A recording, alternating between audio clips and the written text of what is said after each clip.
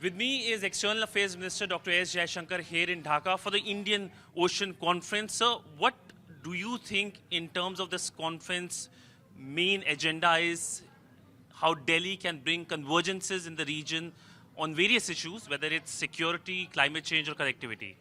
You know, this is the sixth conference, and over this period, it has evolved a lot. I think today it is actually the premier platform to bring together all the countries of the Indian Ocean. Now, you know, Indo-Pacific is very much the fashion nowadays. There's a lot of acceptance of it, a lot of understanding of it, and not just in this part of the world, even in Europe, in America, etc. But we shouldn't forget that the Indian Ocean is the core constituent of the Indo-Pacific. And the Indian Ocean has its own issues. You know, most of them are developing countries. A lot of them are post-colonial countries. Connectivity is an issue. Growth is an issue. Debt is an issue.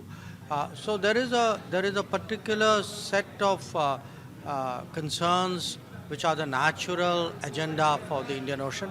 And I think that's really what the conference is going to be discussing. So you mentioned about concerns. So what do you think are the biggest concerns in the region? You also mentioned about UNCLOS during your speech. You also mentioned about debt crisis in the Indian Ocean. If you can talk about that and how these concerns essentially can be resolved by all the countries collaborating with each other.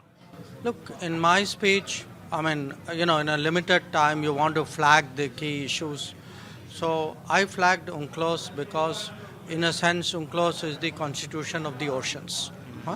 So adherence to UNCLOS, respect for UNCLOS is essential if we are to have orderly, acceptable, consensual maritime activity. But there are some very specific problems. I spoke about connectivity, how connectivity got disrupted, how we need to rebuild it. I also spoke about debt and viable projects, because in this part of the world, we are seeing, you know, countries struggling with debt, countries struggling with projects where, you know, lending has not been transparent, where the return on investment is not realistic, and it has actually put countries under pressure. So it's important we learn from, you know, from lessons there.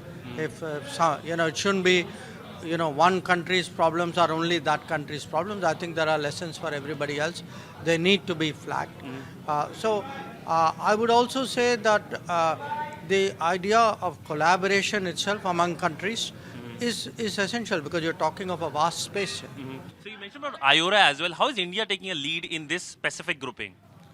No, look, the IORA is an established organization. It has its own agenda. It has its own practices and mechanisms. There are, I mean, I mentioned IORA, I mentioned IONS. I think the president of Mauritius mentioned the Indian Ocean Commission. I also, by the way, mentioned BIMSTEC. You know, remember, this is the place where the BIMSTEC Secretariat is located. So there are a lot of organizations at play. So I want to say, really, again, it's very good you are covering it. I think Indian Ocean should get attention. So I'm sure they'll have a very good discussion. Your visit to Bangladesh, how does it shows that how the relationship has been growing between the two countries? Because there has been increased momentum between the two countries. It's termed as the Shonali or the golden phase in the relationship as well. If you can talk about the relationship. No, look, the relationship has been going very well. Particularly the last decade, the relationship, I mean, we have seen it grow in every possible sense.